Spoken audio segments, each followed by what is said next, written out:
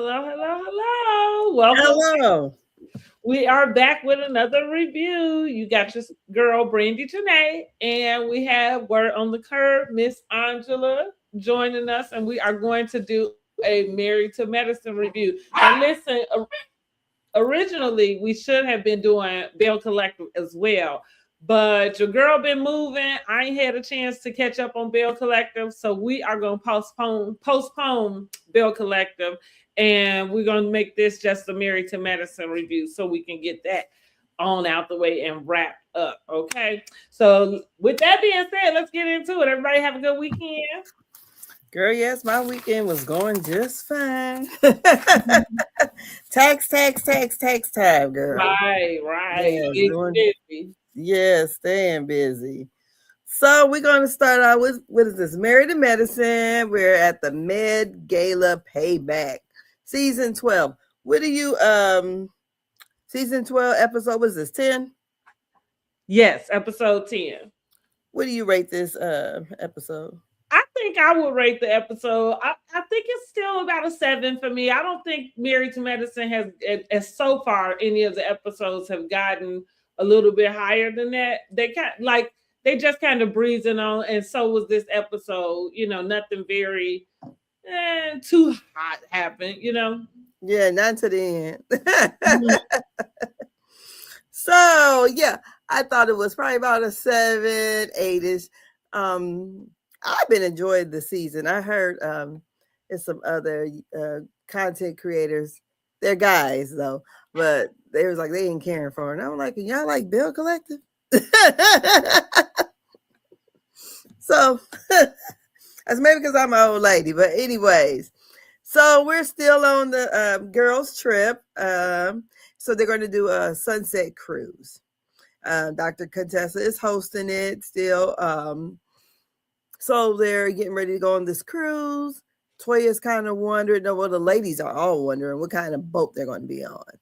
And Toya says, the less the expectations are, you have the more the less expectations you have, the more pleased you will be, basically. Mhm. So at first, Dr. Contessa stopped at some little tugboat, and they looked like what? And was it Quad said something about being on the Titanic and getting on the tugboat or whatever. She didn't Mhm. come for this. So they end up getting on this black and gold boat, which I thought was very nice. Mhm. And was a 2-tier boat. And the captain on there, name was Captain Morgan.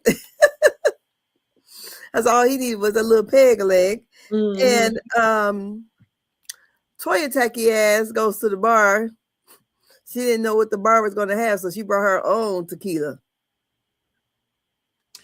It's tacky. I mean, Toya she trips me out with this tequila, and I say this coming from a person who likes tequila as well. That's generally like any drink that I get, I prefer to have tequila as the alcohol. Mm-hmm. And I had been a Patron person as well, even though Patron is not my go-to. That would be that would be the minimum of what I would get. Now I kind of probably, like a Don Julio or something, else. Anyway, I'm saying this to say Toya kills me about this Patron kick that she on, because it's not that expensive. It's not like you drinking this high quality tequila. You know what I mean? Yeah, Like, it's not for touched up at all. instance, going back to Ultimate Girls Trip, I don't know if you remember me telling you, or maybe I just said it in the review, but Giselle brought her tequila with her, right? And they had hid it from her. And so she was going off about this bottle. Now I said to myself, and so what she ended up having was the Casa Arzu tequila. So I said, I'm like, when I get somewhere, I'm gonna have to try that, like, because the way she wanted that bottle, I need to know need to know what's in it. So I'm only bring her up to say it makes sense to me why she would be, bringing her that particular brand of tequila. But for you to show up somewhere, like, where do you think you at that you're not going to get Patron? And if they didn't have Patron, because Patron would be on the lowest scale, it still would be a top shelf drink somewhere. Like, if they said they didn't have any top shelf, then they probably don't have Patron, right? They might have like a uh Jose Cuervo or the other one that's real popular now, Himira or something. Anyway, but I'm saying this to say you should have an alternative for where you are. And that's just that. Like I, as long as it's clear, or the respirato, or I can't say it, but that little brownish tequila, I can do those. Other than that, I don't like. I just laugh at her about that. Like, girl, you just be clowning for no reason. Exactly. Yeah, like reason. Like, it's not even that serious. And again, it's not like you brought some $200 tequila. Like, you brought a $50 bottle of Patron. Are you kidding me? Go back. Yeah. She says she can't drink vodka because vodka makes her too. Well, I agree. I don't drink vodka either for that reason. So what does it do? I feel like vodka, when I drink vodka, first of all, the hangover is worse. But I do think that I'm more reactive, would be the better word. So that just would depend. And because it's not that I'm gonna say it's all like I would always go bad, but I'm saying it would be extreme. So whatever we doing, I think that's the opposite effect on Toya. Seems like that dang or whatever she's drinking make her extreme. Mm-hmm. Well, I'm saying, so sometimes like you can drink a particular liquor and you handle it differently, right? Yeah. Like, and so that's kind of what I mean. Like, I just stay away from vodka because I feel like vodka I don't know which way that's gonna go.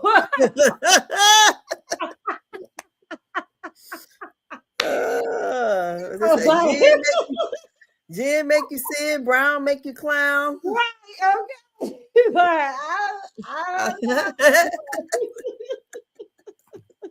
But you doing the Ashley 6, 7. That's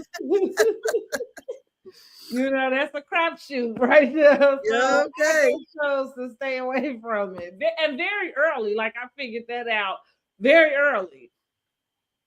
Okay, so simultaneously they're showing the men meeting up at a bar, and Dr. Scott got glaucoma. Girl, I was calling it cataracts.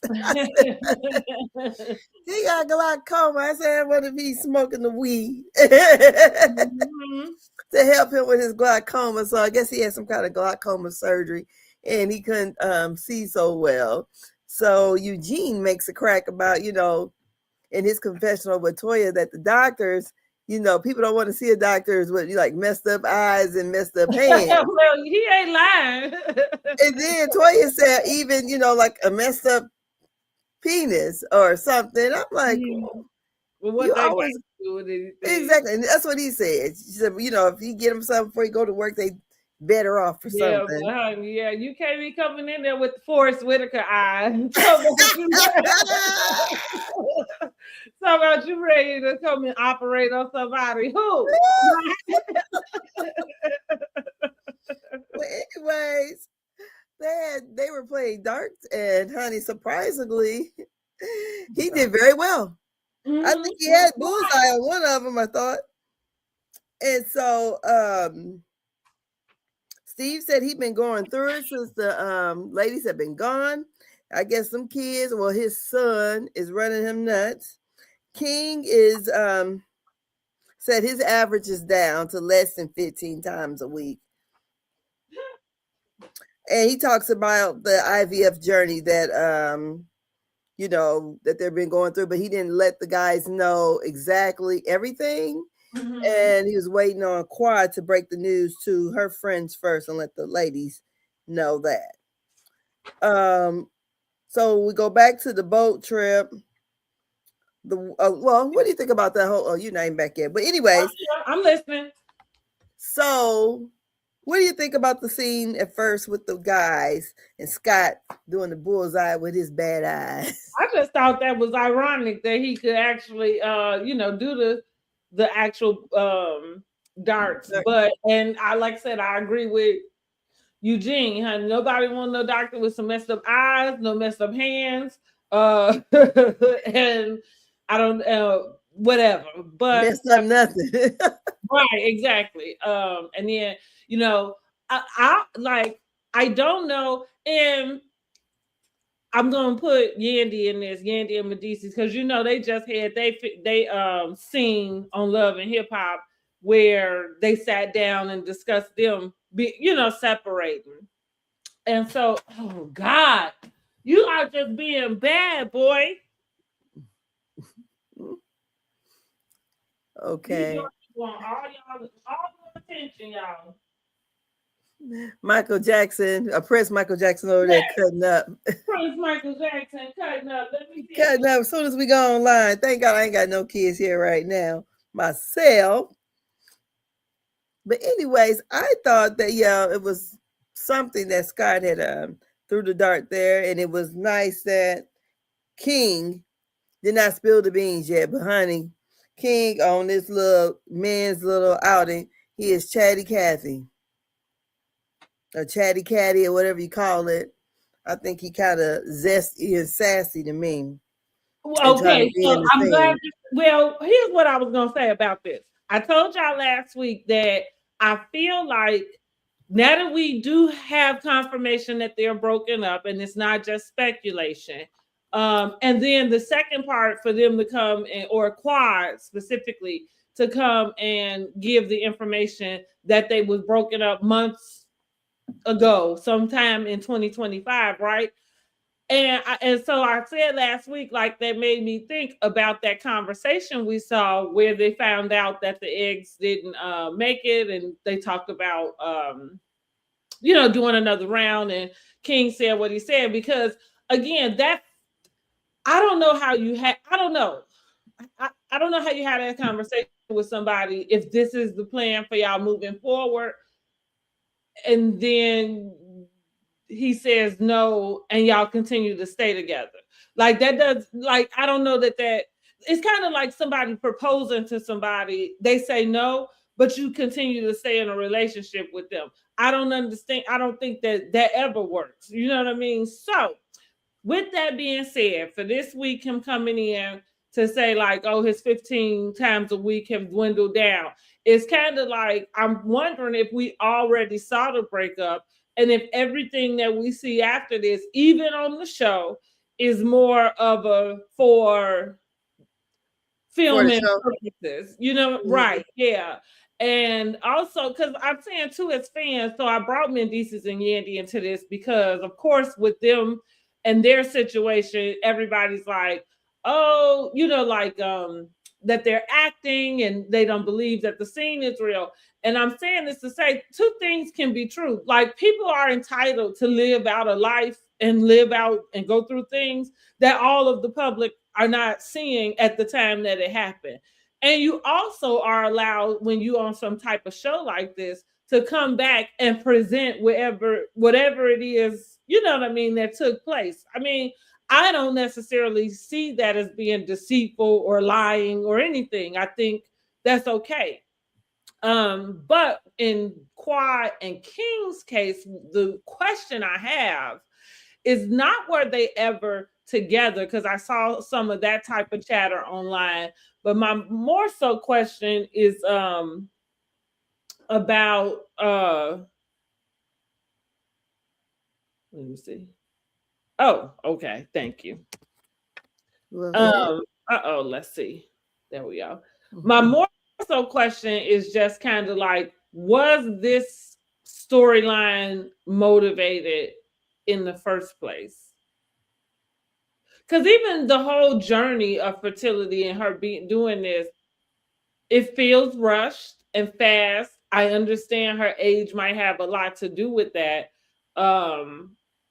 But I wonder what are we going to see Quad do at this point? Like, is this going to be something she continues? Or was it something that was specific to him? You know what I mean? Which to me makes it storyline specific. Okay. I girl, I don't know. It might be specific to him, as far as wanting a baby with him. Thought that Mm-hmm. maybe his genes may look good with her genes, and Mm-hmm. that whether they stay together or not, this is who I would want to have a baby with. Mm-hmm. If she's wanting to still have a baby, I think I would do what Ebony K. Williams did, and go that route if that's what she just wants. Um, do I feel like they were already broken up? Well, they definitely probably was broken up by the time they started doing those confessionals, anyways. Right. Um, so he played along, you know, at the beginning, and I don't know, because when we get to it in this episode, when he says, "Ain't no baby in you nowhere" or something like that, and I thought, and she was saying we have to be intentional with our words or whatever.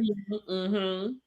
I thought, well, and then he does make a statement about all jokes being aside, but I don't know. It just seemed in this scene with the guys, when we come back to it, I think he's really enjoying being on reality TV. Mm-hmm. And I don't know, he's a little bit too chatty for me. Mm-hmm. I like him to be more like Damien. That's Mm-hmm. what I want. He's just too chatty for me. And Yeah. then, still hanging around the people. Yeah. So, anyways, we're back to the boat. We have Contessa talking to just congratulating the ladies and thinking about, how far they made it, and basically everybody's in a good place. Heavily puts a big kiss on on Dr. Simone. Dr. Simone says that was the kiss of the end of the friendship. She is she's like she's up and it's stuck. Mm-hmm. And she Mm-hmm. ain't letting it go. So when they asked her if she was all right with it, she's all right with it being on my lips. She was like, they was like, no, are you all right with her? She was like, no. Yeah. That's it, Yeah. basically. So then Quad asked the ladies, can we dance? So what did you think about Dr. Heavenly trying to smooth it over with a kiss? I didn't know what to really think about it. Me either. I think that it's just, I think that Dr. Heavenly is doing what she needs to do for television. And she's not realizing that Dr. Simone is speaking from like out of a personal, like I think with reality TV, sometimes the whole thing is like, I think some Heavenly specifically might expect her friends to be okay with certain things to take place on camera because it's for the show, but then off camera be able to like come back from it. And I don't think she realized that this is a decision for Simone that is personal too, not just part of the show. Yeah. But I mean, the scene was a fluffer for me. I didn't, it was just like, oh, okay. Contessa, I thought she did good with the yacht. And yeah. So the ladies are dancing, and Dr. Heavenly got questions about the way that Angel shakes her tail feather. Mm-hmm, mm-hmm, Angel is built. mm-hmm. I will say that she's built. Or I like both. this. I mean, I don't know. What you mean? I don't know. I don't give a damn if she has surgery or not. It looks nice. So, Yeah. so I don't know what. I feel like this. So I think I'm forever going to. Okay, I'm not against cosmetic surgery. Let's just start there. So everything that I say after that, it doesn't mean that I disagree with anybody getting cosmetic surgery. If there's probably maybe something I might get at some point. However, comma, it might be my age, it might be my generation, it might be the way I grew up, but I am very much more partial to natural bodies, however way those come. And so when it comes to you going down to have some surgery, the expectation is that it should be perfect, right? But So at did she? Are you saying she'd had surgery? That's not her I natural would body. believe so. I kind of believe. Now I can't say one way or the other if she has. That would be something she would admit. But to me, and I feel like maybe I go that way because all the girls look the same. Like, see, like that's for me what I like about natural is that you every you own what you have. And not to say shape people can have similar shapes. Like we know like the what was it 24-30 the what's the 24, 36. I mean, 36, 24, 36. right, Mm-hmm. so we know like that in our mind. So I'm saying people can strive to achieve those types of measurements, but I like I say I just like more so when a person shows up as like now, because again, if you're going to get a mommy makeover or something, then you should come out looking like that, but now you got a whole bunch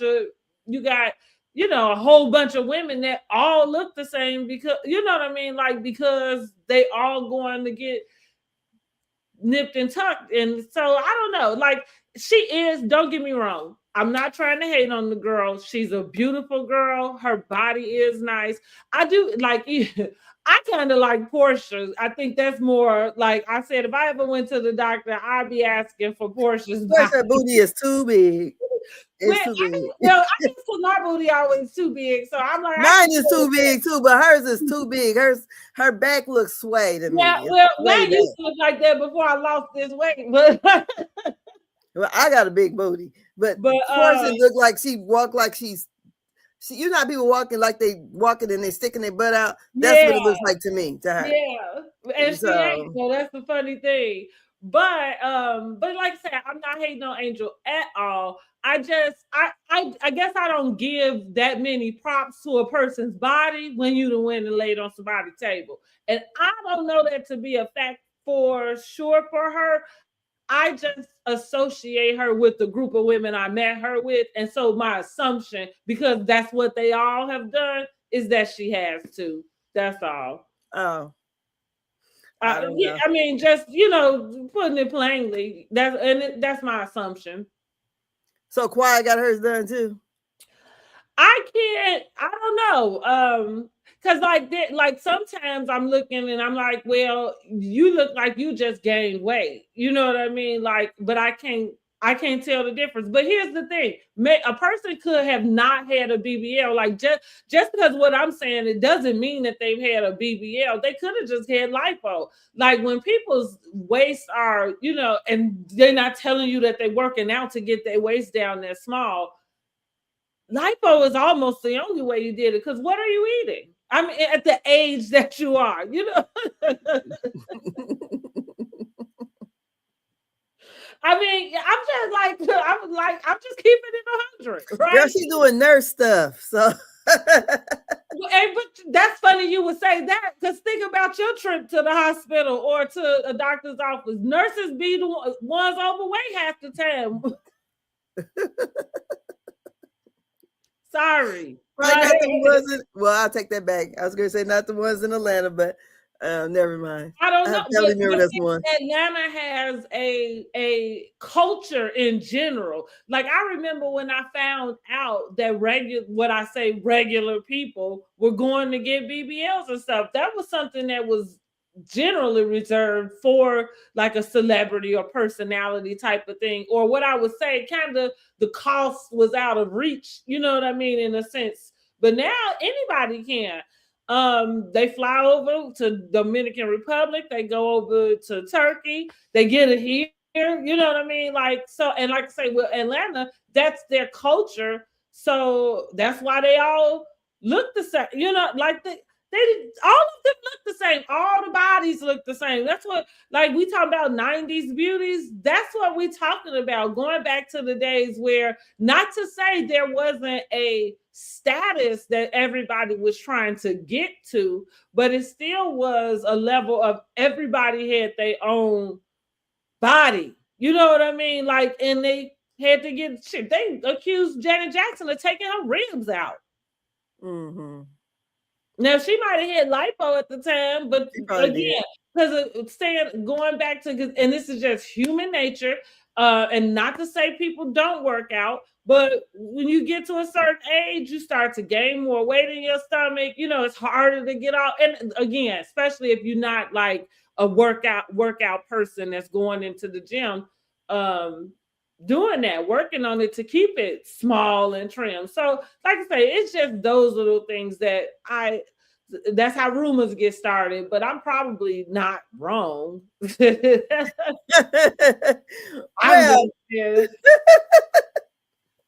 it still look nice. It does.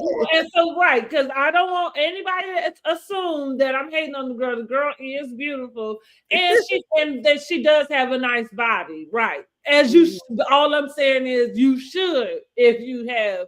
They should, but a lot of them don't when they get it done. Stuff don't match to me, and when you can look at it and say, "Oh, that's okay." But you know, it's funny you would say that, because I do think that there's a way where those, like, that kind of is why we need to appreciate natural, going back to natural. I think that there can be natural bodies that look like what you're saying. You know, you think about the people, like the people that have them, you know, whatever that is in the front. My mama calls it a hugger. You know, they say, I think well, and I ain't even talking about the fupa. I'm talking about whatever is bigger than that, like look like a whole extra stomach type of deal. And so, I'm saying, or you got people who, you know, got them wide shoulders and them skinny little bodies, you know, like you know, legs and waist. V-shape. So, right, you know, so that's the thing. Like, part of human nature is that we have all of these ebbs and flows, but at this point, you don't know what's what, because you don't know what's what. You know what I'm saying? Like, because it's natural people who could, like, my body looks like a BBL body, but it's not, which is crazy, but it's not. Well, these days they thinking most people who got big booties, and that's where I tend to gain most of my weight in my age. That's right. I can't feel my kids in my hips and my butt. All my kids. Oh, Jesus. Mm-hmm. Oh, my so to your point, that's what I knew. Whenever I gained weight, that is where the majority of it would go. Girl, just dragging my ass down. Oh, this ass I'm dragging. But anyways, so where we're at. So the men and King are together. They're still playing shooting darts or whatever. And King tells the men that the women are upset with Toya for not supporting Dr. Haviland. And Eugene says she showed up. That was support. And I'm like, really? She had a call time? That was part of her getting paid. But you know, I feel like he's gonna ride out with her. So what do you think about King? You know, I feel like we talked about that last week, right?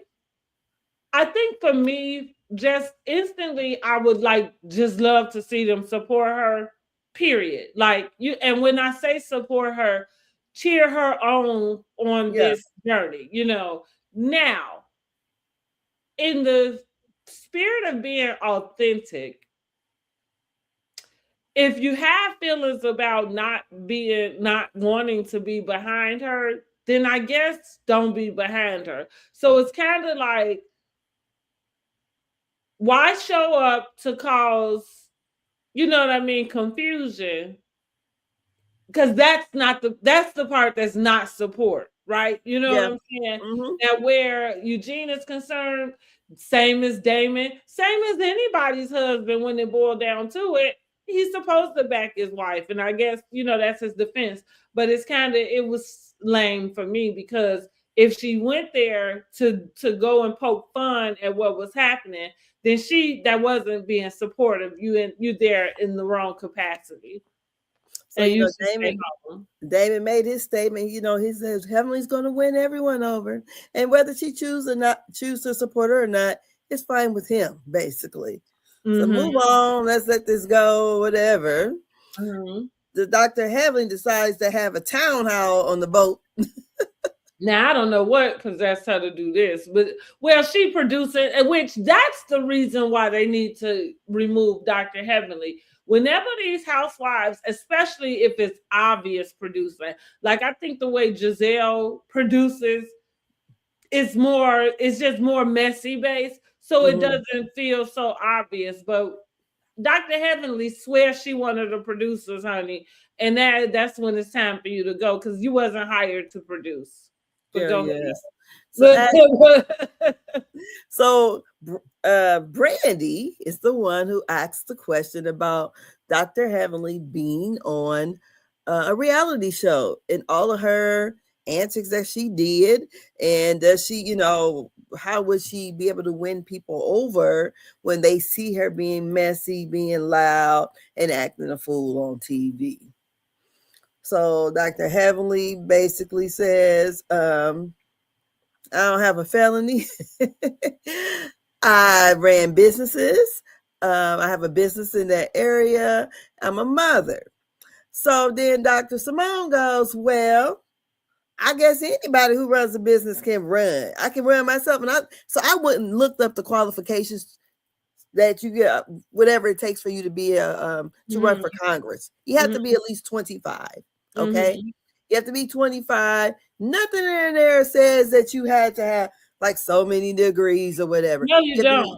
Yeah, So you have to you be don't. 25 years old, live in the area that you're running for. Mm-hmm. And God, what was the other one? 25, live there. You have to live there like so many years prior to running. And it was something else that was real minor. And be a citizen of the United States, basically. Mm-hmm. But it was nothing, you think that, oh, you have to have some kind of doctrines or you No, I have never. to have. Well, I knew that you didn't, but Yeah, I knew that too. But some people think, you have to have so many things. No, you just have to be 25 well, to run. it sounds like with Toya's rebuttal to her.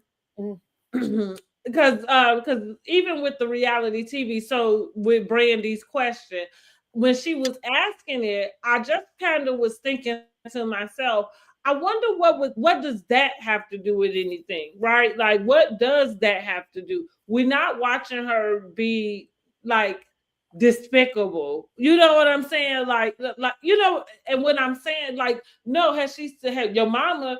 Well, this is in the context of what it's in. You know what I'm saying? So I don't understand why you think one has to do with the other and what so it would be so, but on the flip side, it's unfortunate for Dr. Heavenly because she didn't answer her correctly. I agree with what you said. Like the stuff she came back with, it was like, well, no, that like you didn't you should have came and addressed actual like the issue, like why you are running, not necessarily those like saying because you're a mom and a business owner, like Yeah, that she makes should have you gave to run. Yeah, she should have gave the same answer she gave Candy. exactly. And Yeah, she told like you're Candy, supposed to them talk people, yeah, them how people. maybe change, I don't know, you whatever changes you did in your business.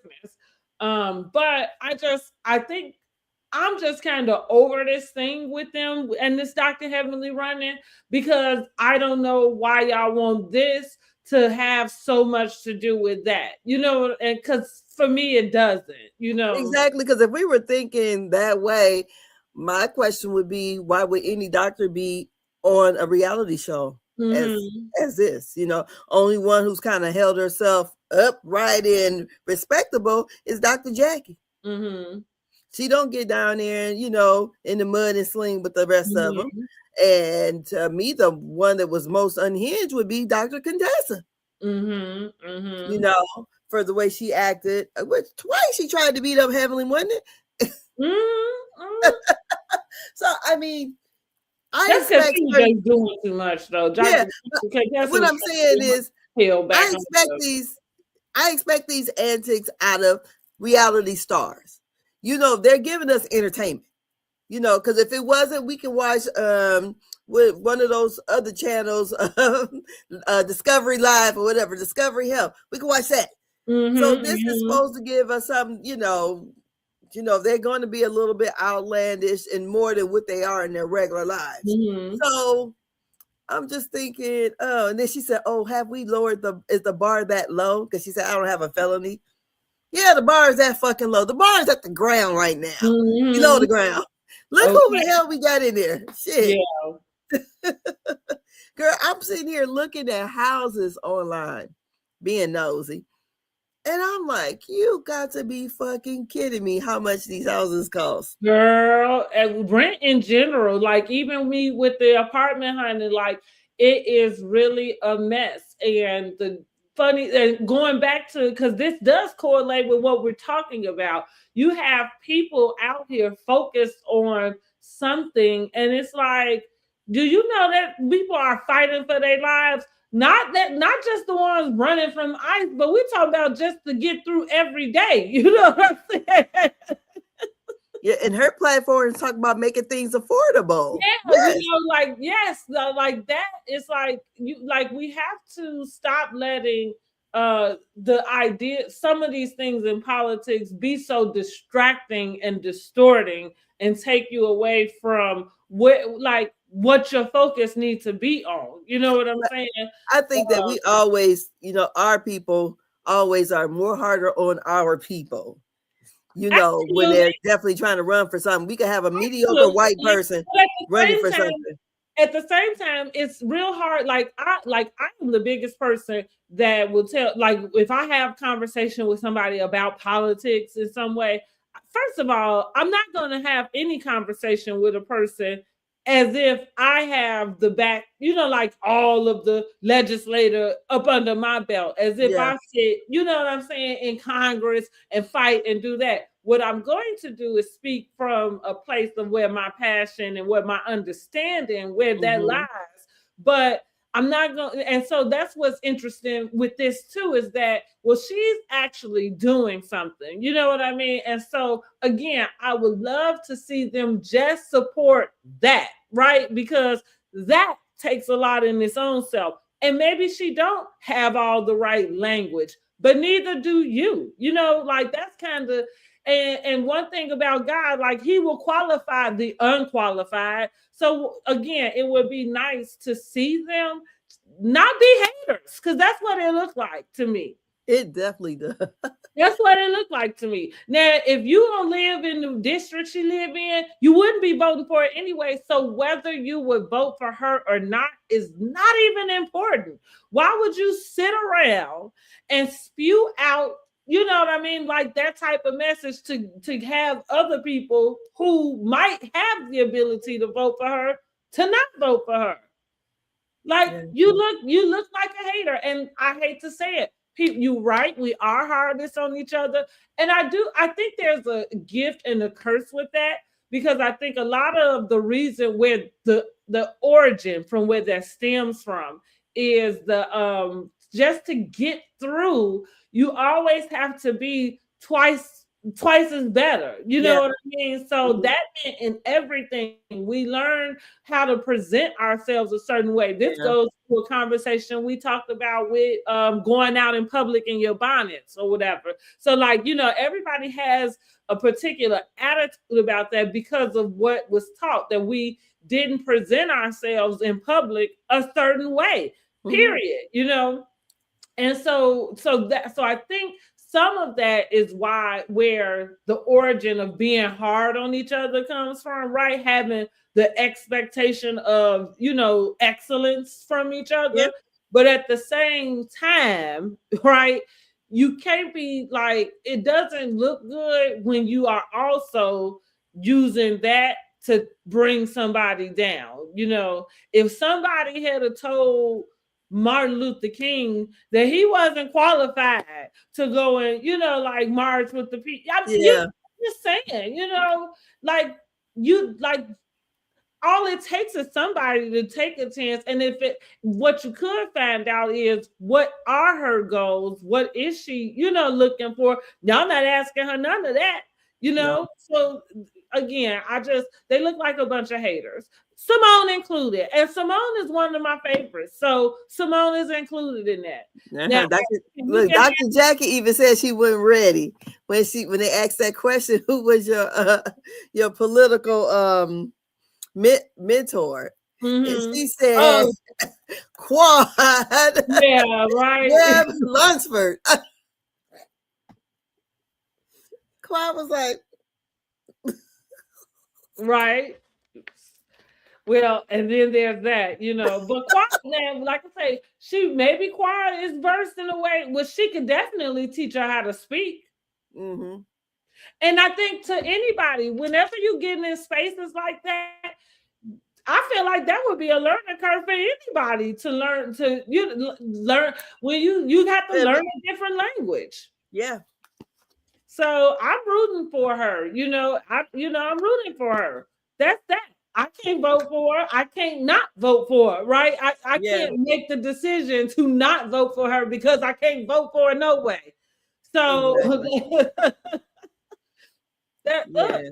so yeah, I'm rooting for her. I think I root for anybody who has the gumption to do that. Yes, that they ain't never done, and then to do something that takes other people along with you too. Yeah, you go, girl. Because we had a little young man here that he was running for city council, and he went to daycare with my kids, and and I was like, oh, look at him. Yeah. And so basically, he didn't win. But, he's a young guy.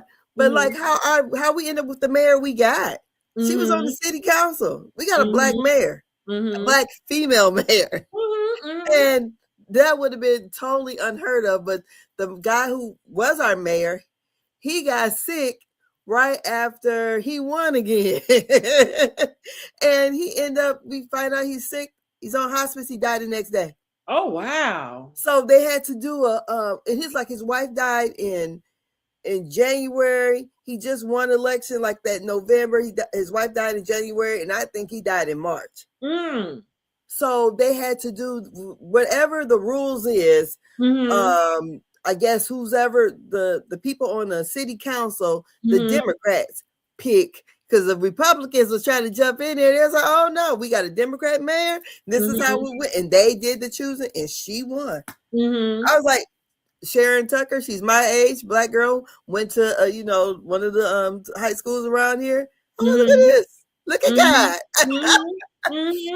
So, but yeah, I think anytime anybody was trying to run for political office and want to do good, want to do something outside of themselves, want to help other people, I think it's great. I really do. And I know some of them are probably, trying to. I hate that they're not supporting her too, because I hate that it's going to come down to it, because right now they're doing the primaries. I hate that they are bashing her. Some of them are. If I didn't have nothing good, I just wouldn't say it. That's what I'm saying. That's what makes you look like a hater, right? Because if you're not able to contribute, and the fact that, like, say, if you don't live in the district anyway, so your opinion really doesn't hold any weight.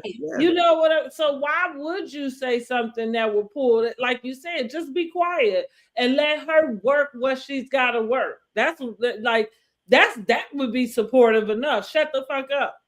Exactly. Because I'm thinking, wow, because they have a lot of rural hospitals that are closing up down there.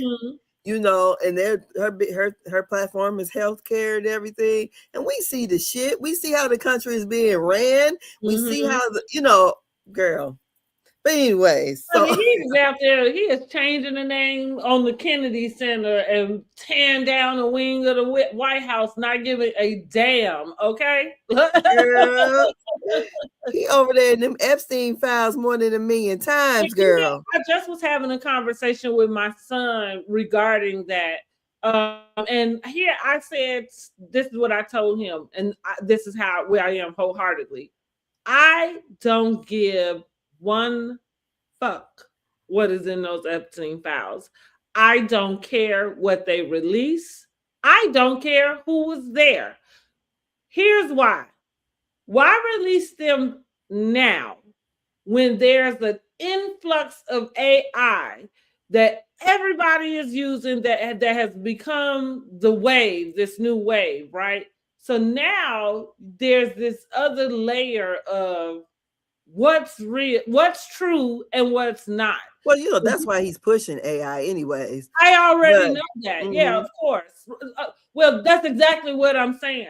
So with that being said, I am not going to give you any of my attention. So I don't give a shit what they put out. Like and going back to what we all need to be focused on, because what does it change? It wouldn't matter what come out in it. What does it change? So well, you see, they didn't arrested Prince Andrews because of that. They should have. Anything that came out of there, they already know. So again, it wouldn't change anything. So if they arrested Prince Andrews, which they already could have, that's why he was already dismissed from demoted from his title anyway, because of Epstein files there, huh? Yeah, but they didn't have the redacted version of it until they released it. Somebody did, is my point. And so it's no need in getting caught up in that. For me, that's just the way I see it. Well, all I would say, caught up in it.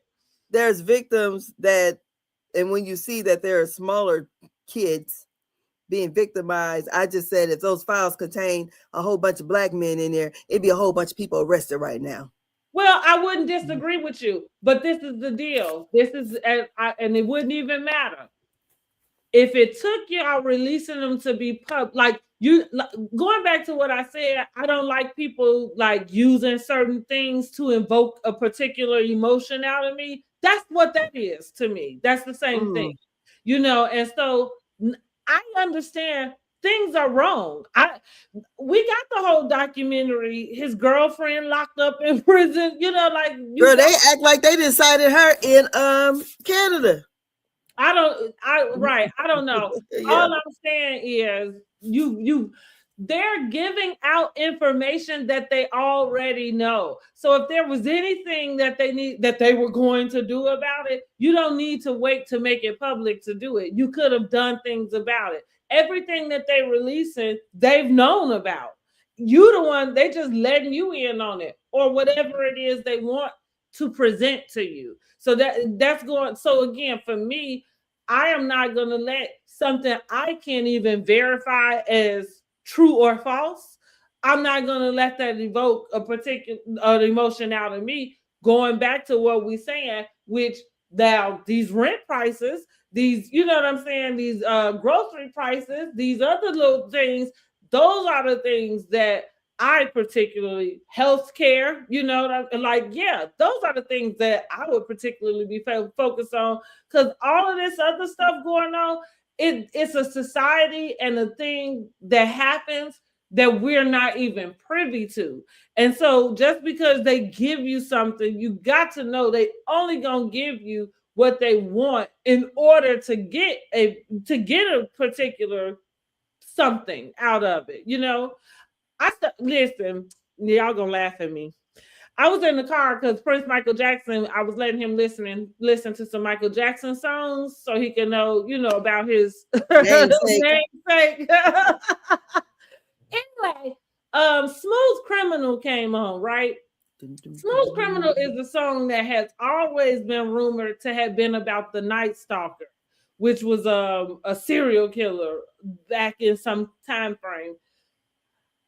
As I listened to the song, or as I was singing it, right, and the words was resonating, like even celebrities, I think it's a society of their own. So I think that people are privy to things, whether they say it or not, that the rest of us don't know. So as I'm listening, hey Annie, are you okay? Are you okay, Annie? I said to myself, Michael Jackson probably wasn't talking about that Night Stalker. He probably was talking about the industry. As we began to find out how all of these high-end execs have, utilized their power to, to take advantage of people in certain ways. And somebody as big as Michael Jackson, again, probably has been privy. Not that, not I'm not even assuming that he's participated, but again, privy to being in the rooms where shit that shouldn't be happening. Hey, like I say, we gotta ask these people, like, are you okay, Annie? Annie, are you okay? Annie, are you okay? Are you okay, Annie? You've been hit by, you've been stuck by, criminal, right? And so just think about those words, right? Because how could you be hit by a smooth criminal? That got to be somebody who done did something criminal and was able to get away with it without nobody knowing. Girl, y'all stick with now. I go down some rabbit holes, but I promise I'm gonna make it make sense. Right? We done went from the election, voting for Heavenly, to the Epstein file. Right. Eddie, are you okay? See what you get with us? It makes sense, but right, but that's where I listen. So back to Heavenly. You know, I think we get distracted with all kind of other stuff, and like I said, that's not the importance of it. And I just it's always an ugly trait when I see somebody purposely trying to bring somebody else down. Because especially like, you know, since they always say about their businesses and whatever, this would be something that would be about her career. Mm-hmm. And she's not saying don't go to Dr. Simone's OBGYN or GYN. Don't go. She ain't got no business playing up between your legs. Right. Like her patients say she misdiagnosing, you know, like, because that would be what would be what you would say about somebody, that she misdiagnosed people, that she ain't catching stuff. Right. Mm-hmm. But like you said, ain't nobody said nothing about your medical care to your patients. No. She called her a fool. And they don't want it. We know that you're not. You can't get through medical school. You know what I mean? Now, exactly. And one joke we said when I was in medical building was even the person with the lowest score in the class graduated doctor. Yeah. I mean, you just do that. And when you go meet your doctors, you don't know where they was at in their class. Like, you don't know if they was at the top. You don't know if they was at the bottom. You know, like, you don't know if they, you know, slid on, you know, just barely made it. But either way, everybody graduated doctor. Mm-hmm. Yes. So, anyways, so Dr. Contessa asked her about some questions, and it was funny because, you know, I think Heavenly was feeling, the women are getting bored with this, so let me go ahead and act a fool. She started acting like Trump, you know, kind of get out of that, and so the women, they all get ready to go back to the Airbnb, and basically Contessa said the boat ride was calm, and Dr. Simone said, yeah, it was calm because we had no real conversations. Yeah. So the attention is still under the rug, is what she said. I feel like that was their own fault, though. Brandy I think Brandy asked the wrong question. Let me take it back. I might be being hard on Brandy. I think the question Brandy asked was okay. Heavenly just didn't respond to it correctly. So, because I think Brandy's question would be something that maybe somebody else might ask her, right? That haven't watched the show, but knows that she's on the show, and maybe have an idea of what they think about being a part of reality TV is. That's, you know what I mean? I don't think from Patreon, prior Patreons, because the last couple of ones, like they haven't been on it because she's been campaigning. Mm-hmm. But I don't, because Carlos had been asking her about Brandy. And it seems like, and, you know, Dr. Heavenly's like, you know, I don't know her, and I just ain't giving her none. You know, so I'm just going to let her have it. She's like, I'm not trying to, she said, I don't know that lady like that. And whatever she say, you know, I'm just going to let her have it. She said, I'm not really trying to be in, you know, I guess she's trying to walk that fine line of being, you know, demure. When Mhm. she really want to cut somebody out for real. So she's a, you But, know, and again, what would be so wrong with cussing somebody out who deserved it? yeah, I guess she don't want, you know, she's trying to be, you know, I'm be just what they asking. think she's I want not. people. Y'all jump down in the comments and let me know. Like, well, and I get like listen, like you say, I think there does have to be a bit of decorum that you need to Yeah. have to move in certain rooms. So I'm not suggesting that Heavenly present herself as somebody who is half cocked. You know what I'm saying? Like just ready to jump out the window on anything. But what I'm saying when it comes to these girls, what she is trying to play it close with them because she know what they want to use to tarnish her image. Yeah. But again, that's what I want to ask them though. What is the problem? Like how Jasmine Crockett be talking to them folks up in her stuff. What's the problem with telling somebody off who deserve it? Mm-hmm. In a nice, clean, educated way. What's wrong with that? Now maybe for Dr. Heavenly, when she go to your mama and stuff, that'd be the problem with her because it ain't that educated. I don't think she's mastered that yet. So Yeah, girl. Maybe I just answer my own. Because yeah, I love this and that. I love me somebody who just read in such an intelligent like way. It like read you so bad you'd be like, damn, did I just get read? Right. gotta think about it. What the words meant. Right. Look, Google, what does this word mean? Or like, damn, that kind of stung a little bit, you know? Yeah. But yeah, so I think it's time for Heavenly to exit.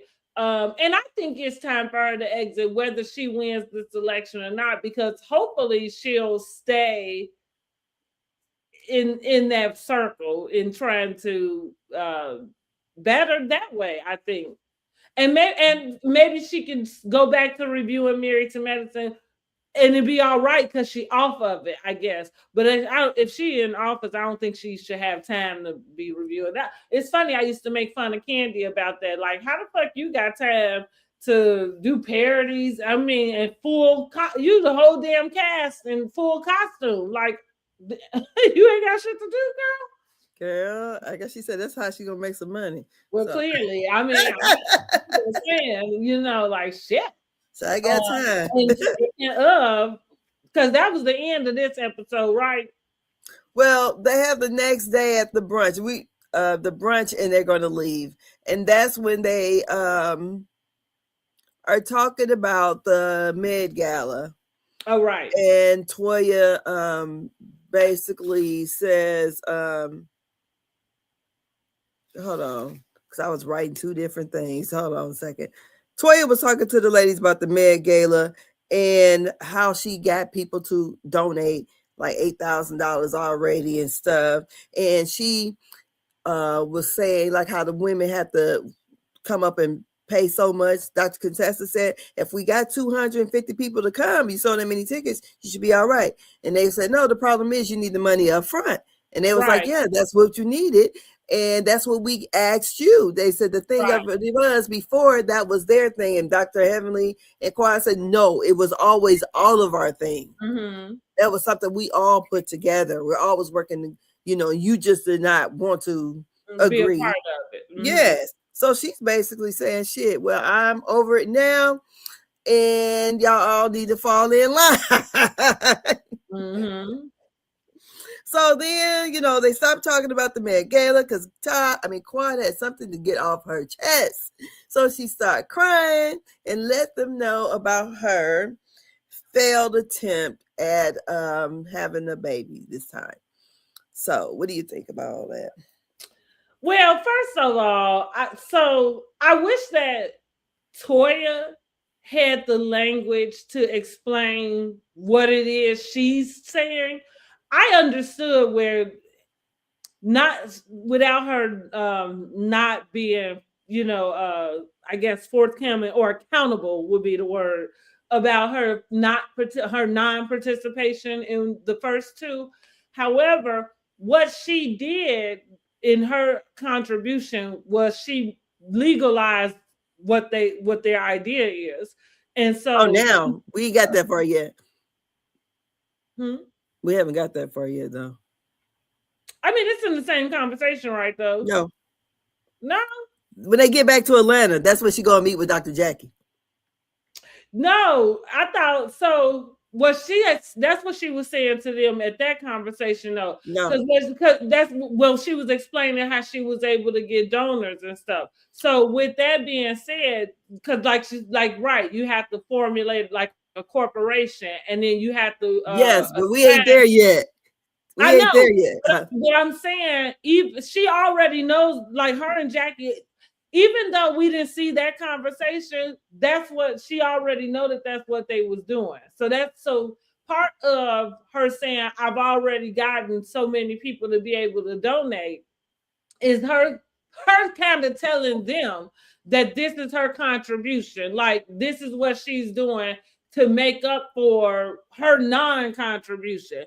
But so with that being said, I just like I say, I wish she would have had a better language to be able to at least explain herself. But they been doing having to get other people to donate. Remember, because last year it was Phaedra said that she can get so much Right, money but too. so I'm talking not just using the word donate, because right, but we're talking like actually legalize where you actually you know that doing filing taxes with so because like for instance, when you donate to a charity, generally you supposed to be able to, like they were saying, people businesses looking for write-offs, right? So you donate somewhere, but they have to be registered with the with something so that you can go back and write that off. So if they had not been, none of those people was able to do anything with the money that they donated. So that's I'm saying, like you go, so saying that you donated, that's fine.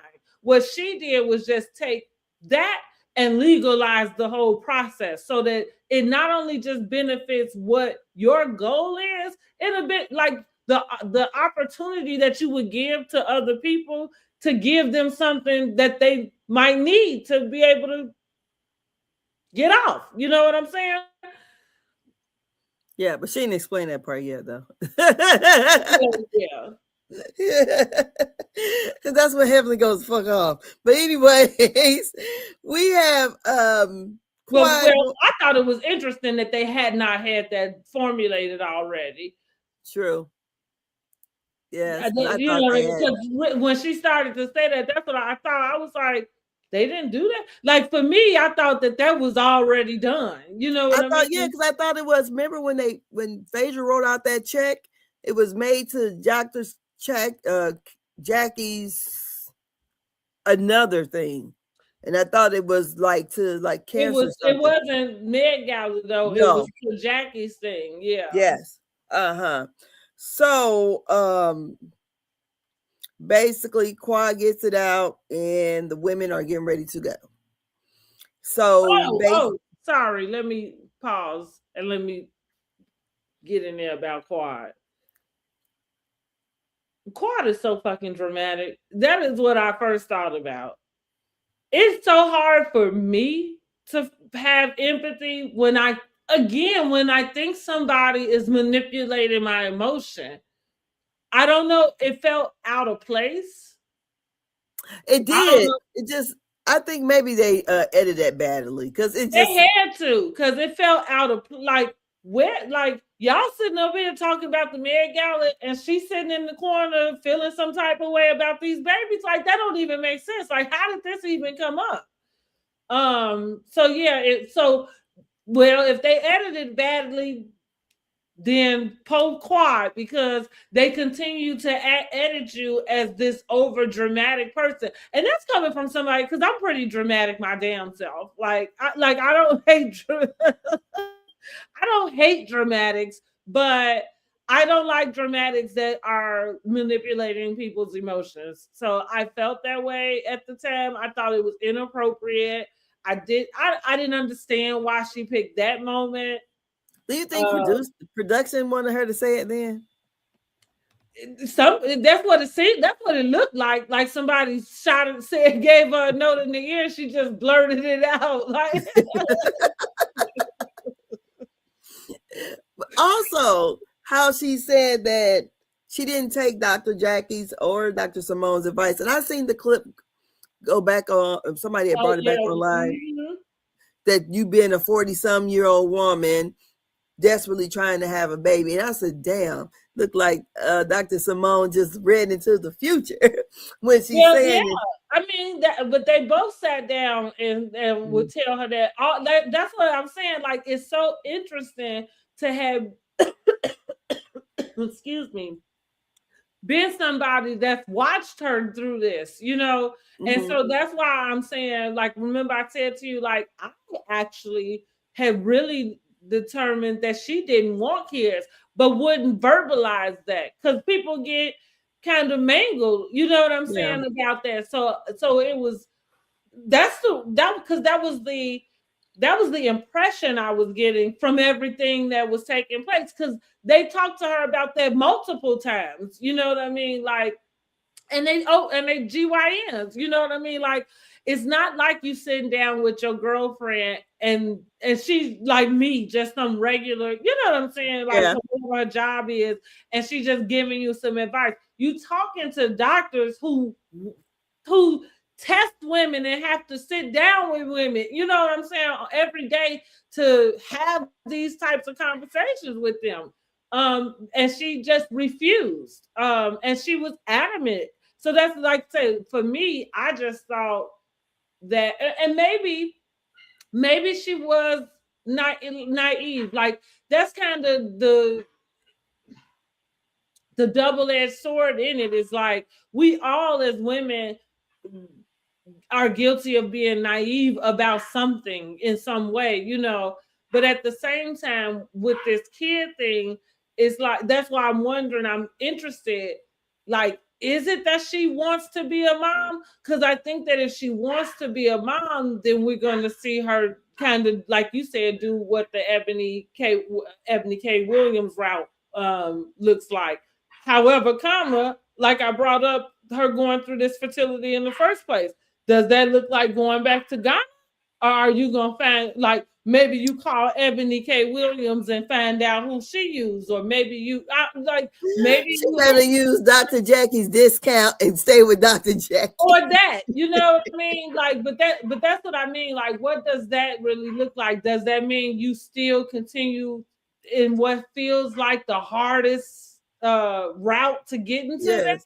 You know, I wouldn't be going to Ghana for nothing. I think they was pulling her leg all the way. You paying all that damn money. They knew those eggs weren't fucking viable in the first place. Dang. Motherfuckers was scrambled. She done had them 40-some damn years. But and so to your point, with her having to get that out too, that all felt performative. Yes. Because I don't know, like, where did that come from? Why is that sitting in your mind?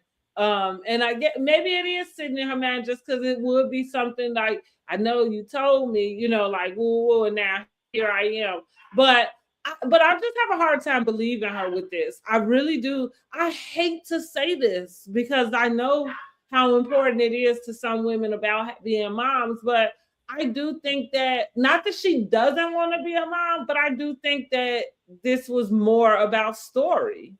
Yeah. I also think too that in the, you know, when they were doing all that, talking to her about, you know, fertility issues or whatever, I think she probably just thought, it's not going to happen to me, you know, because a lot of times when you're young, you think about that shit. I have a baby, you know, I can have one, I want to have one, you know, until you can't have one. And so a lot of people, I think that way, you know, I can have a baby until they can't get one. And now she's seeing that, okay, if you really wanted one, it might be, you know, so if she really wants a kid, she might just go ahead and adopt.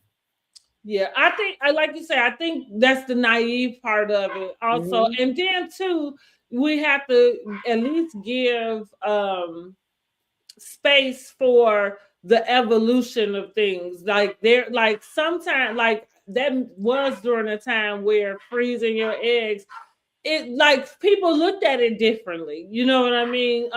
Even these fertility, like today, it's so popular that now that everybody talks about it, everybody,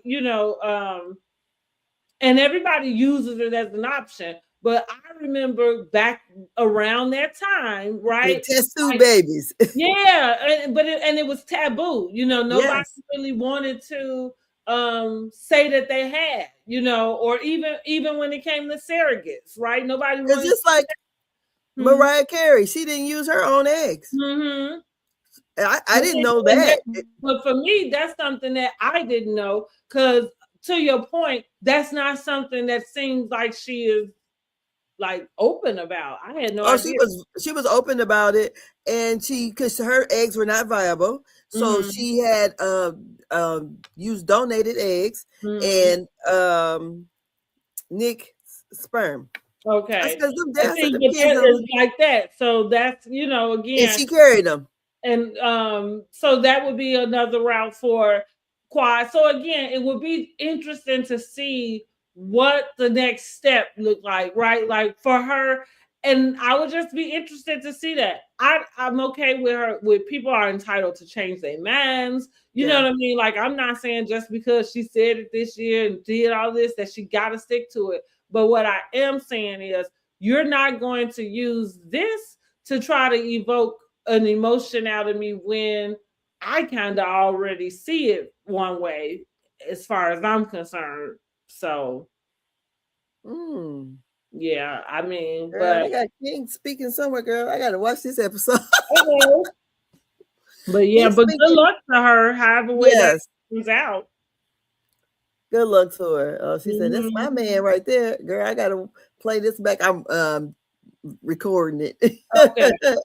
But yeah, I don't know. I have two cousins that were not able to conceive. So I mean, well, they did conceive, but ended up in miscarriages. They didn't have children. One cousin adopted, and when she adopted, they adopted children. Like the marriage was over with. Mm. So that was the end of that. But then one other cousin just never, I guess it never worked out for her. So, Mhm.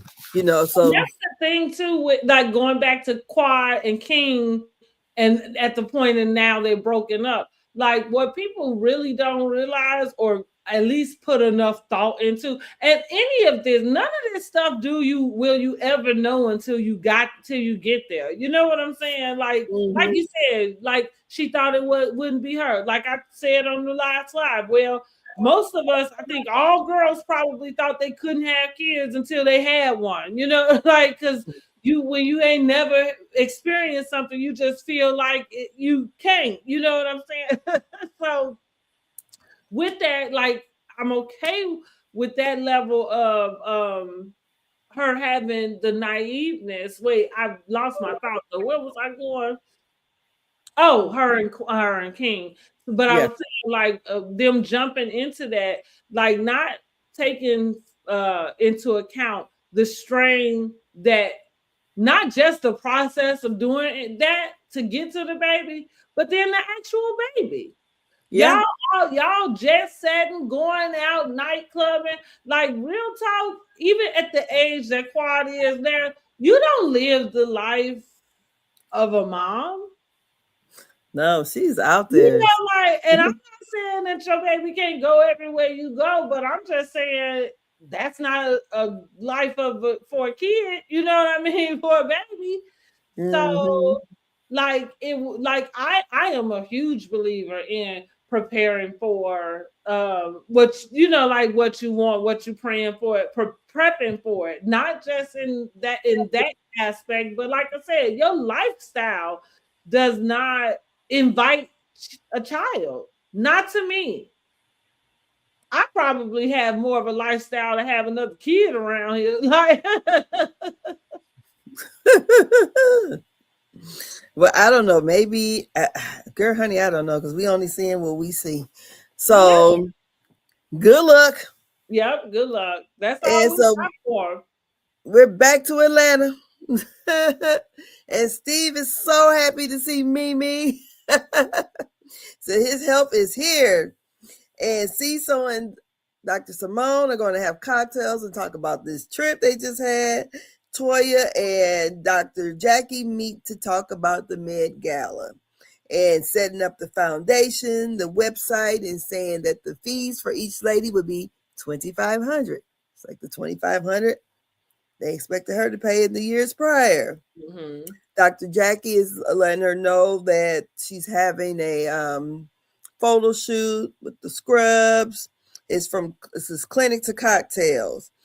And also they talk about the different positions that they have to have for the foundation. And then here comes Toya wants to put down that her and Dr. Jackie are the founders of this foundation. Dr. Jackie said, oh, that ain't gonna work.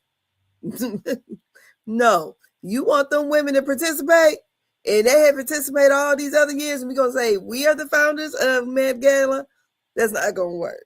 Mm-hmm. So she was saying that that her position to be CFO, Dr. Jackie be CEO, and they have Dr. Heavenly being some kind of marketing something. They were gonna make Quad the secretary because she said she Now only that had was her. funny. I don't know why they didn't make Toya the secretary.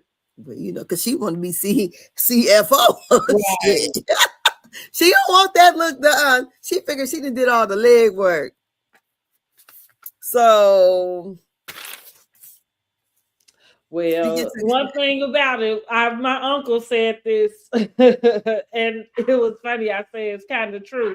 He like most of the time, whenever you in some sort of organizations like that, you really don't want to be the one in charge of the money because if something go down with that thing, you the one going down with it. So exactly. I remember I used to be the treasurer over at mm-hmm. Afro American Club when I was in high school. Girls, some money got. Mm-hmm. I'm not going to my job and working and to put money back in. Y'all better figure out what the fuck happened to this money because look, I just counted it and I give it away. It's not like I was making any drops nowhere. Right. But anyway, so we have the scene with Quad and King, and they're eating fish, and somehow I don't know why he got the baby fork. Who gave the baby fork to him? And he's like, "What am I supposed to do with this?" She said, "Well, have a baby, make a baby or something, feed a baby or something." And he goes, "There's nothing baby about you." And I'm like, I don't think I like him. Because this is already something hard that from what we see, that this is something she wants to do and it's not happening.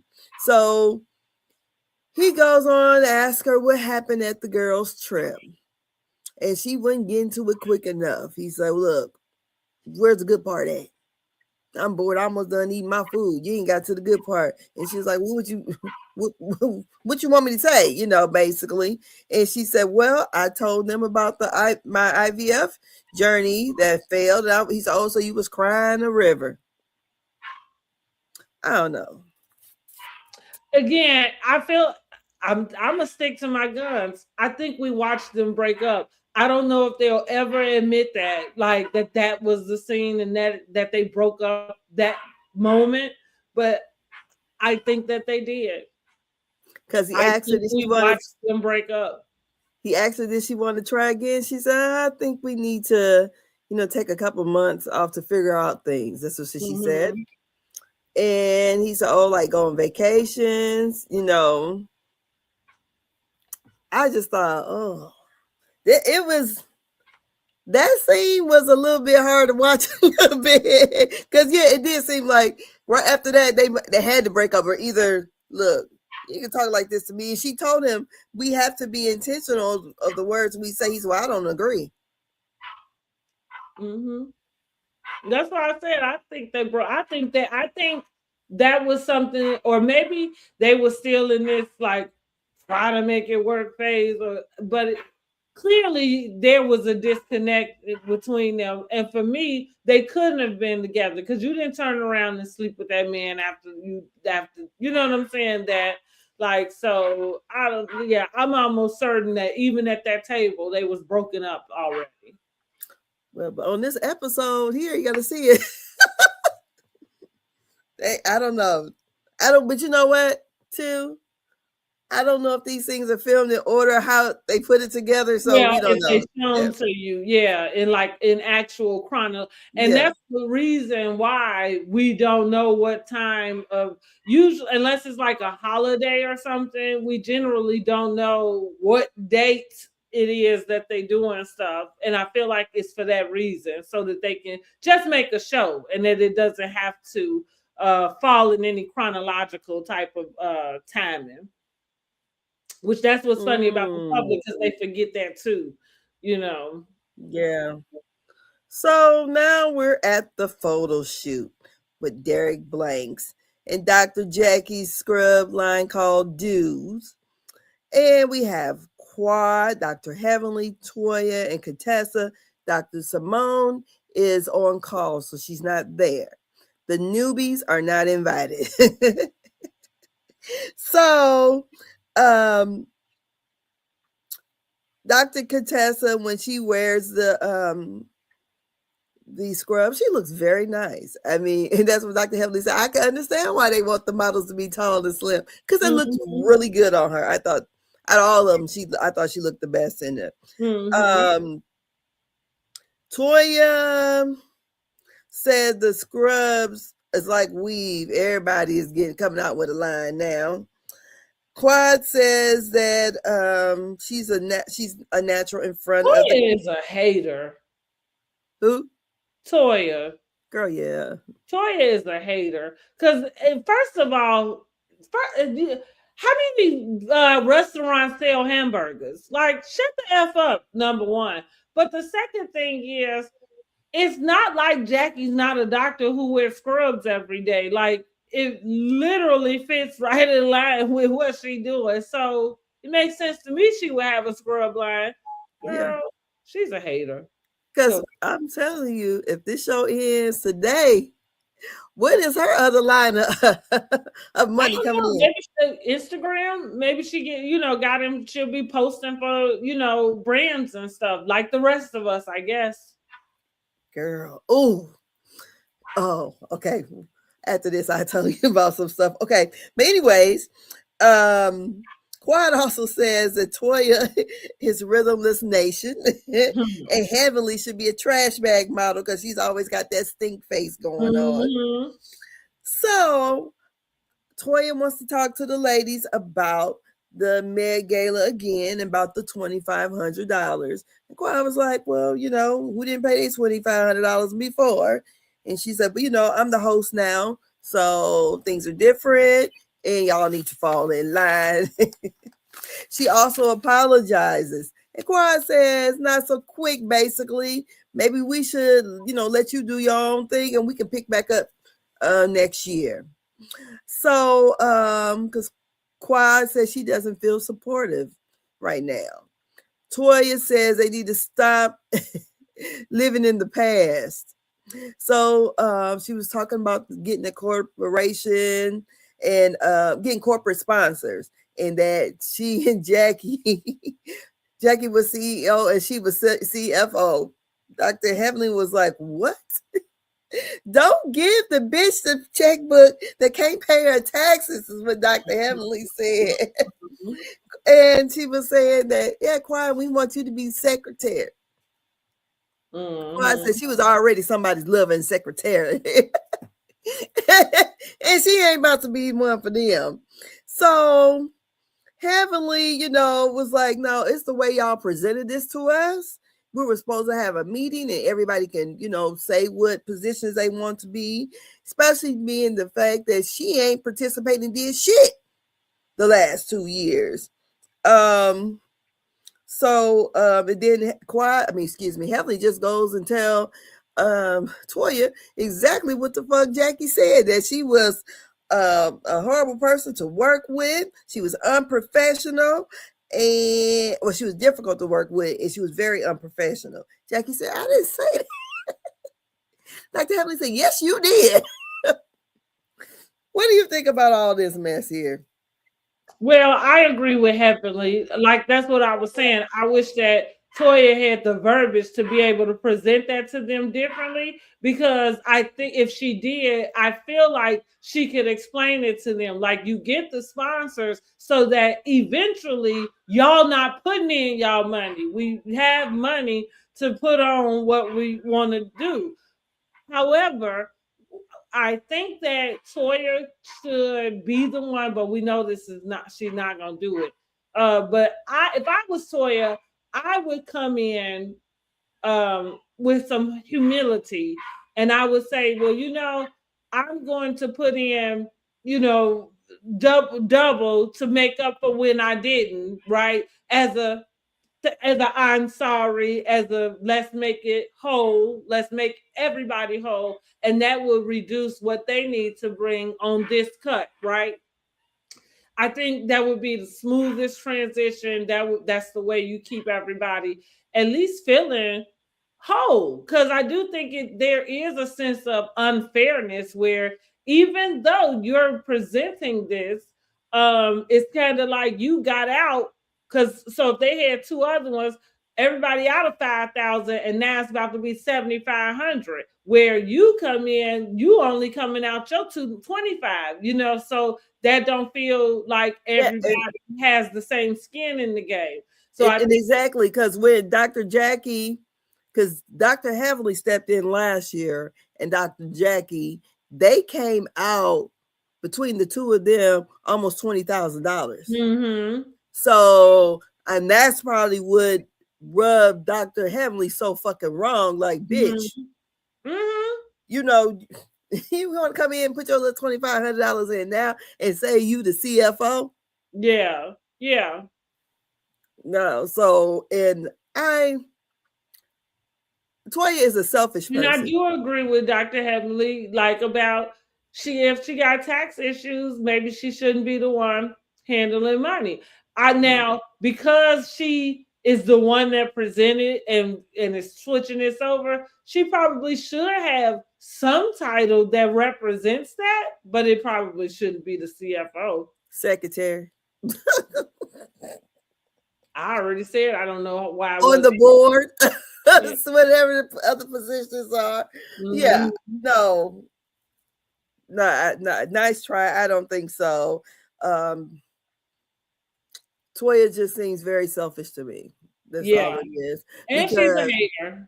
Yes, because she think that they hating on you, but all you got is a Hermes purse. Like, girl, you are shallow. That's what it is. She is shallow. And the fact that they only gave her, Dr. Jackie put her in charge of it because she had so much mouth about it, but didn't contribute at all. So she thought that to put her in charge this year, it would be to pay her a lesson, to teach her a lesson, right? I'm not sure what the lesson is supposed to be. But she sees that she needs other what the process is. But again, the lesson doesn't work if she don't know it's supposed to be a lesson, and if y'all don't figure out what that means, like what is the lesson that she should contribute? Because again, that's what I'm saying. Like, I think if she wanted to be at least communicable with everybody, I would have come in and said, like, I'm already gonna give what I didn't give the last 2 years, so that can reduce what everybody else gave this year, and we are gonna step it up. Woo. Now because not only are you making up for what you missed out on, now you're also presenting, something that is leveling it up, making it better, giving an upgrade. Mm-hmm. I didn't know Candy was gonna be on Watch What Happened Live. Oh yeah, I did see her announce that. I mean, so speaking of that, what do you think about this stuff going on with a divorce? Girl, Todd needs to move. He needs to move.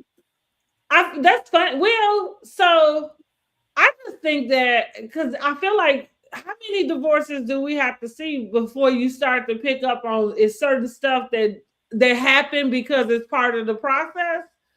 You know, so I feel like maybe he should have already been in the guest house. Because Oh, he's been in the guest house. no, He been I thought they moved his stuff out the main house to the guest house. yes. He hadn't moved out the main house. Well, she had her cousins move it out for him. Right, that's what I'm saying. She moved his stuff out the main house, so he was all. So you saying he was already in the guest house? He just hadn't moved his stuff out. No, I'm saying I think she moved him out back in July. Mm-hmm. I think when she found out about Miss Helen. Mm-hmm. That's what it seems like from what I understood. It wasn't when she filed for divorce because she said that they had been separated for a while. Mm-hmm. And he'd been over there. Now, if he's not going to contribute to any of the bills over there, I don't get that part. Not that he's supposed to be at home. He's not the kids are not babies. They're in school. Plus they have a nanny. I don't understand why he's not contributing to anything. Well, I'm not going to try to take up a tie because that's not what my stance about it.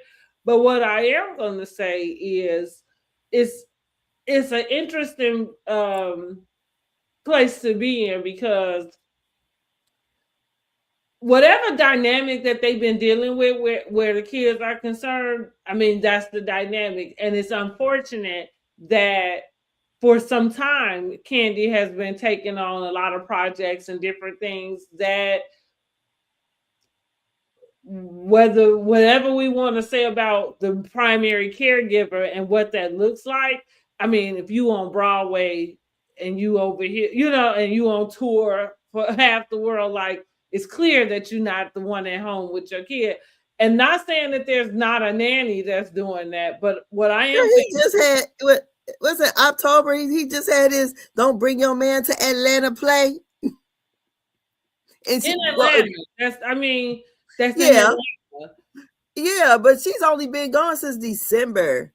Well, you're talking about Broadway right now that she happens to be doing right now. I'm speaking about throughout the tour. duration. Yes.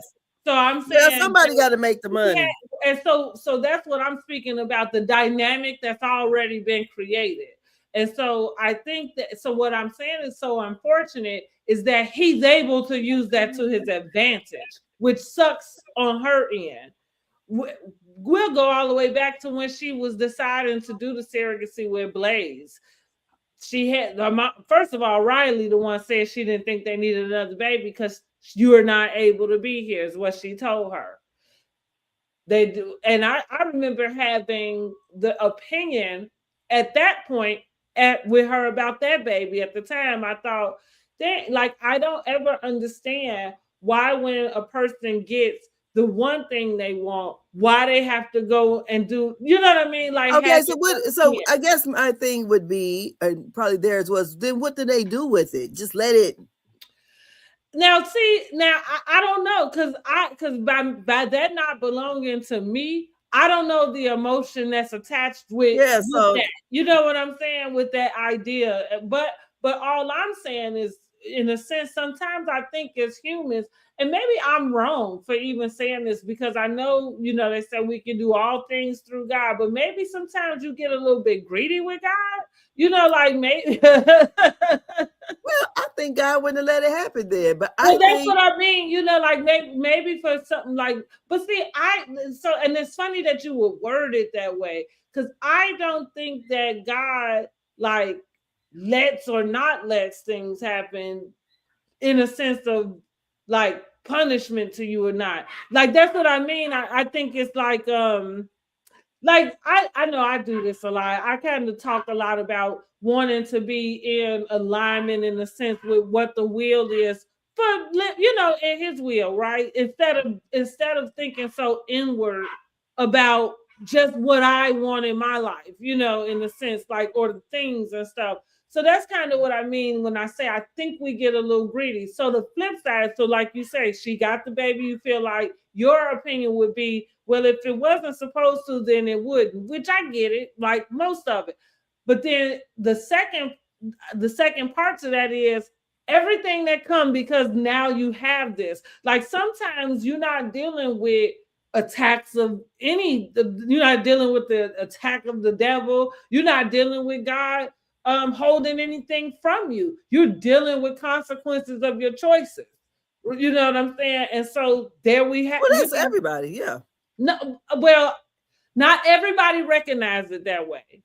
So going back to this, because that's what I'm saying. Not everybody recognizes it that way. So that's why I mentioned the dynamic that was already set up. He's able to use that to his advantage because you kind of already kind of gave that to him. You gave him the title of like being able to be the daddy daycare, type of thing. Flip the role. And so now it sucks because it feels like he's using that against you. And so, I know as a woman, as a mom, like you feel like, well, what am I supposed to do? That's the part about being a mom, right? Sometimes you have to sacrifice yourself for your kids. Like that's just what it is. So that might mean some of the opportunities you want, you might have to say no to. Now is so that so I think what she's going through with Todd is just a consequence of really, I guess, not preparing fully for an outcome, like because I don't know, you thought that he wouldn't, like probably want to keep the kids because him making sure that he has any like partial custody, joint custody, or whatever, that helps him on any type of payment he would have to, give in child support, which that would be the smartest thing for any man to do. And that also keeps you involved in their lives. But I'm just saying, I think I would think that joint custody is the fairest and smartest thing. She was going for joint custody at first until he asked for sole custody. Primary, yeah. But that's all I'm saying is that she's giving him this leeway to be able to. That's it. And also the flip side, like she could say, well, he got a nanny and this and that. All of that is fine and dandy because that's always happened. And that's the only reason why he got the upper hand to be able to ask for primary custody. Oh, but he don't got the nanny. She do. He not paying for shit. I'm not saying he paying for it. I'm saying you can't use the fact that there's a nanny around to disrupt like what his involvement is. You've already set this up this way. Like he is, so that's why he feels like he can take that role that's why he's using her work against her as the primary caretaker. Because he was like more of the secondary caretaker. Now, as far as paying the bills and stuff go, I'm still gonna go back on whatever the dynamic had been. You know what I'm saying before.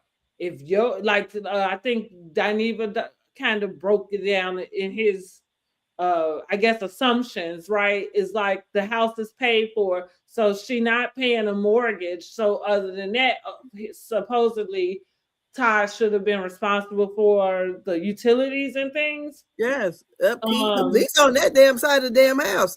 You know, fucking utilities is high. I mean, he over there saying. So, now I don't know if there's something in her prenup, that covers that. You know what I mean? But it seemed like she in a rock and a hard place. So hopefully they just go ahead and get this divorce taken care of. I feel like like I said, joint custody is the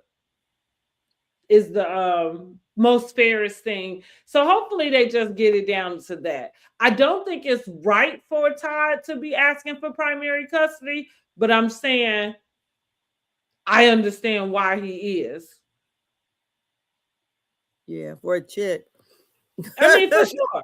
And yeah, for sure. And she kind of gave him that leeway. Because, I mean, there should have been a demand for him to, I guess, be the breadwinner. You should have allowed him the space to be the breadwinner, I guess.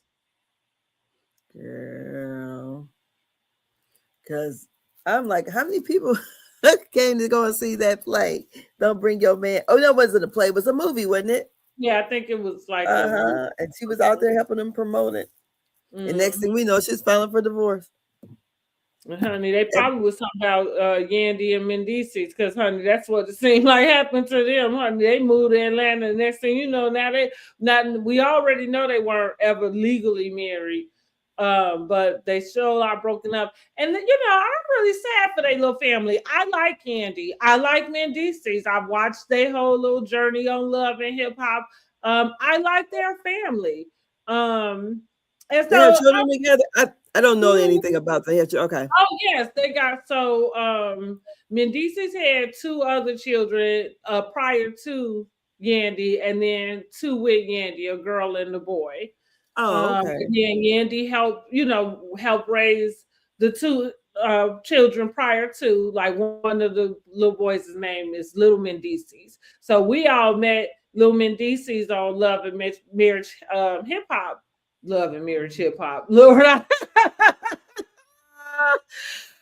admit y'all know what I'm talking about. Love it. But he had to be, honey, about 6 or 7. He was really young. And so now he's what, like 21 or something. So like we watched They've been on that long? Oh my goodness. Yeah, well, Yandy started on Love and Hip Hop New York. Uh-huh. So that was the first one. So that's where she originally is slated at. Then she just moved to Atlanta, I guess in the last 4 years or so, something like that. And so, like I said, so yeah, the whole process. So we watched Mendices have to go to jail. They, like I said, we all thought they got married. So they got married right before had the ceremony right before he had to go report to go to jail. He had a 5-year sentence. And during that time while he was gone, it was found out that Yandy never mailed the marriage certificate. So it, was never filed, right? And so part of that was because he was in jail, of course, for some sort of, I feel like, trafficking type of thing. Saying this to say, your finances all tied up. So I knew it then. I was like, I thought it was pretty smart of her to not send it in, because he got all of this legal stuff going on financially and stuff, and then his 2 kids, with the child supports and stuff, like all of that become you. Not to say she wasn't helping him with the stuff, but as far as where the responsibility lie on it, you know what I mean? So I thought, listen, and that's kind of what drew me to Yandy in the first place. So she was Jim Jones' manager. So that's how her introduction into the New York cast, because it started with Chrissy and Jim Jones. So I just always was drawn to her because it felt like she was smart. I liked her thought process. Looked like she was a pretty decent businesswoman, and so again, I understood exactly why she didn't mail in the license, and I thought she was pretty smart for it. However, when he got out and they had like a recommitment, I guess for some reason, maybe many of us thought that they would have done, sent it in at that time. But no, so pretty much they've been living like common law, husband and wife. And so now, there was some rumors about her and some guy, and then it's him with the voice notes. And then they already had rumors about him being out and about all over Atlanta. Then the little thing with Tamar didn't really help that, whatever that was going on, because the other rumors were already out. So I'm guessing, not for nothing, that's what I'm saying, they probably have been doing their own thing separately for some time, but not really introducing it to us. So now with that last episode, they kind of formulated this scene to which they sat down with each other to yeah, just say that they, like that it wasn't working out and that it looked like they had to, go their separate ways. And it was just really, they both seemed very emotional. Shit, I was crying for them a little bit myself because it was sad. Oh, It was sad to see, but it's yeah. understandable. And that's what I feel like people are allowed to live, to experience their stuff privately. Like they're allowed to have gone through that 6 months ago and now be able to come, or maybe even a year, but now be able to come, and that's calling controlling your narrative because that's all you got anyway. You know what I'm saying? But then come and be able to present it. You know what I mean? Like, okay, this is this. So, you know, good luck to them. But like I said, I've always liked them all. I like their little family. And it is sad to see them separate. But So what about Kirk and Rashida? I haven't watched the show. So did they go on and talk about their son and the so that's probably coming up about this week because okay. I think last week was the first episode for the season. So Mm. I think this week she's going, and I don't think they're going to be able to, how that goes, say very much about it. But yeah, it's supposed to come up. Oh. Well, that's it, girl. I was watching one of the YouTubers I like to watch. Him and Melody from Love and Marriage Huntsville is having it out. She behind a paywall on Patreon talking shit about him. I'm like, so she done went from TV to Patreon. What else is Melody doing? She do her she sell over there on TikTok Live. I know. I think she be on there every day. So she don't have all those other businesses that her and Martell had together? She dissolved all of them. Oh, well, I thought she didn't even, because I thought she still had the builders. She had her business like with the skincare. Oh. So it's called 7th Avenue now. Yeah. But yeah, she kept that. But everything she did with Martell, she dissolved. I thought she would have but she still had like her builder's license and all that, right? Yeah, but I mean, not for nothing. If you getting paid better to do this, and it ain't fake, and I mean, you know what I'm saying? Huh? Is she? She probably is. I wouldn't be surprised. She's still selling out of her house, though. I would think she would be in a building. Listen, don't ever underestimate any of that. Because even when you say she's still selling out her house, first of all, you know how big that house is. The second thing is, have you seen the setup that she got? She on her way. If she not already looking at warehouses, I'm thinking she on her way to it. However, that could be a part of how she could be bringing in more money because she don't have that cost. I don't know.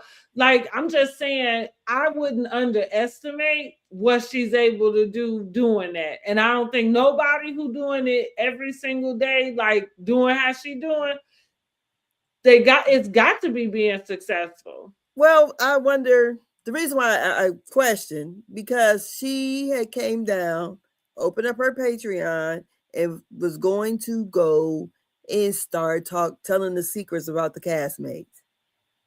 That's what she got people down there for. Then from there, she got the. That's interesting, because I wouldn't even think that she. Yes, she did. Yes, she did. So she got a Patreon and she's down there. And then when she was down there, she got because the guy got the clips where she was dogging him because he's on dialysis now. So, I mean, they all, and they got all of that sector of YouTube, that Love and Marriage.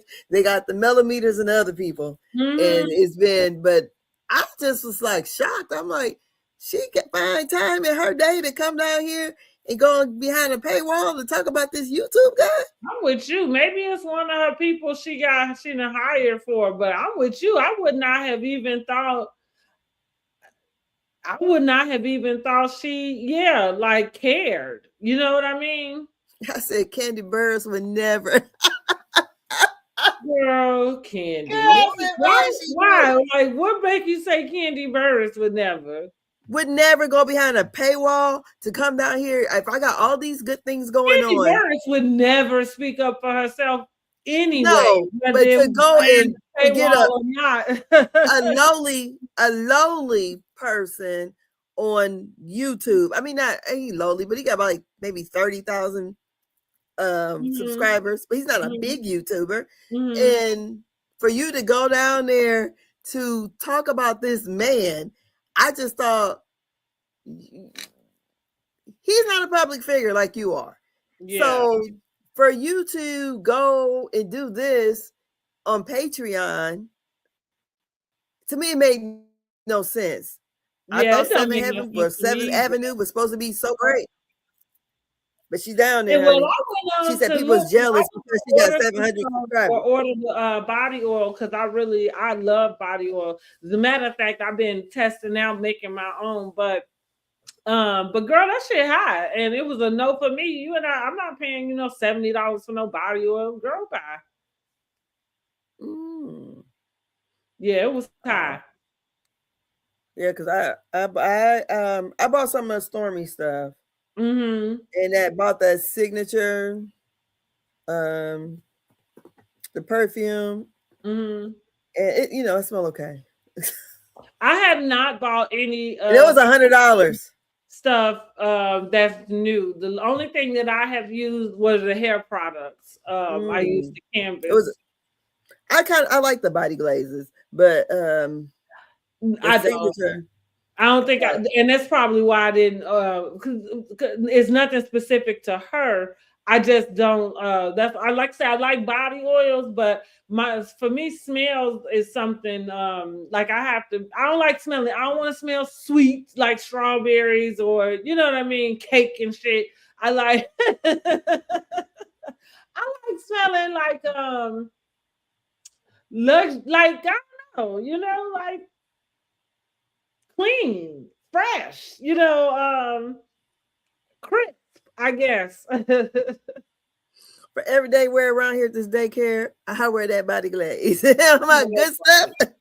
I wear that on the weekend. But yeah, like I said, her signature, that body glaze was $100, and so was her signature cologne. That's oh wow, okay. Yeah, it smelled okay. Yeah, I wasn't. I mean, it ain't that great. I got better. Melody Hurley, because I'm not. You won't get that out of me. I mean, the packaging is nice, though. I would say that it's real nice, but maybe it smells better on other people. But it's just, to me, it's like, okay. Yeah. Nothing right home. I like my Lancome better. Yeah. So yeah, that's all I got. I'm gonna sit back here and watch this Potomac's back on again. All right. Well, listen, y'all. When are we gonna do Potomac? Let's do Tuesday. Tuesday, okay, that's fine. Yeah, I was gonna say tomorrow, but I need another day, so let's do Tuesday. Tuesday. Yeah. Tuesday we'll do Potomac. Yep, and then we can shoot for Friday for Belle Collective. So when are we doing? You want to do Thursday? So okay, so you want to do Potomac and Married2Medicine tomorrow? Tuesday. I mean Tuesday. That's what I mean. Tuesday. Yeah. Okay, it did Belle Collective on Friday. Yeah. So we'll have to do. Do we want to do Thursday? So we can do. That's a Thursday. Okay. So we do the two, and then we catch up. Then we do. So yeah, Thursday be better. Okay. Alrighty then. So we'll be back on Tuesday and Thursday. Alrighty. Thursday. All right, y'all have a great evening. All right, guys. We'll holler at y'all later. Bye-bye. Bye. Make sure you like, share, and subscribe. And subscribe. Okay. Bye. Bye-bye.